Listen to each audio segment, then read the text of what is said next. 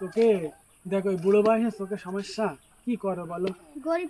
গরিব মানুষ হয়ে গেলি, যদি কিছু টাকা থাকতো তাহলেই চোখ কাটতে পারতাম, আগে চোখের ঝাপসা কাটছে না, চোখে দেখতে ভালো পাচ্ছি না, কি করো বলো?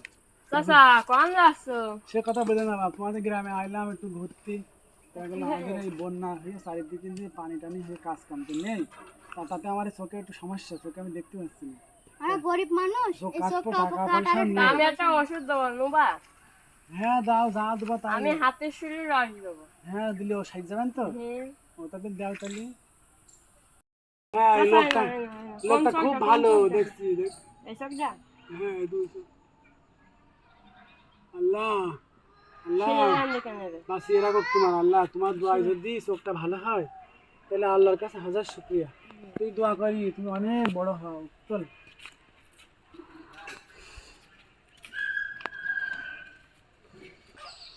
আব্বা সেই গ্রামে তো আসলাম, তা সে লোকটা তোমার চোখটা নষ্ট করে দিলে, দেখি এসব ঘিরে ফিরে। কই দেখি, আমি তো সেই জামা খানা করে দিলে চোখ, হ্যাঁ আমি আমি তো জেনে তোকে দেখতে পেলাম না, আল্লাহ যে ছেলেটা বাঁচিয়ে রাখো, কিন্তু আমার এরকম ক্ষতি করলে জীবনে আমি চাইনি যে এরকম ক্ষতি মানুষের হবে সেই লোক না না।